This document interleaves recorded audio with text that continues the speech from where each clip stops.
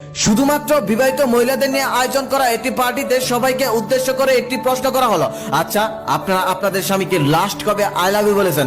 সেখানে অনেকজন অনেকভাবে রিপ্লাই দিল। একজন বলল আজকেই বলেছি, আরেকজন বলল 2 দিন আগে বলেছি, আরেকজন বলল 1 সপ্তাহ আগে বলেছি, আরেকজন বলল কবে বলেছি এটা ঠিক মনে পড়ছে না। তখন সেই ভদ্রলোকটি আবার তাদেরকে বলল, এখন আপনাদের নিজ নিজ মোবাইল থেকে প্রত্যেকেই তাদের স্বামীকে আই লাভ ইউ লিখে একটি মেসেজ পাঠাবেন। যার স্বামীর মেসেজের রিপ্লাইটা সব থেকে সুন্দর হবে তাকে দেওয়া হবে একটি আকর্ষণীয় গিফট। গিফটের কথা শুনে প্রত্যেকটা নারী তার স্বামীকে আই লাভ ইউ লিখে মেসেজ পাঠালো। কিছুক্ষণ পর থেকে সেই মেসেজের রিপ্লাই গুলো আসা শুরু করলো। সেই মেসেজের রিপ্লাই গুলো এমন ছিল, প্রথম জন লিখেছে তোমার শরীর ভালো আছে তো, দ্বিতীয় জন লিখেছে হাত করে যে টাকা শেষ নাকি, তৃতীয় জন লিখেছে বাবার বাড়ি যাবে নাকি আবার, চতুর্থ জন লিখেছে মনে হচ্ছে আজ বাসায় রান্না করবে না, আচ্ছা ঠিক আছে আমি বিরিয়ানির প্যাকেট নিয়ে আসবো, পঞ্চম জন লিখেছে মানে কি, ষষ্ঠ জন লিখেছে দিনের বেলা আবার স্বপ্ন দেখছো নাকি, সপ্তম জন লিখেছে পার্টিতে গিয়ে আবার কার গহনা শাড়ি পছন্দ হলো, অষ্টম জন লিখেছে অফিসে অনেক কাজের চাপে আছি এখন তোমার সাথে প্রেম করার সময় নেই আমার, নবম জন বলেছে আমি কতবার বলেছি ওইসব সিরিয়াল টিরিয়াল দেখো না, ওইসব দেখে তোমার মাথা খারাপ হয়ে যাচ্ছে, দশম জন বলেছে আমি আগেই বলেছিলাম সাবধানে ড্রাইভ করো, আজকে আবার কার গাড়ির সাথে ধাক্কা খেলে,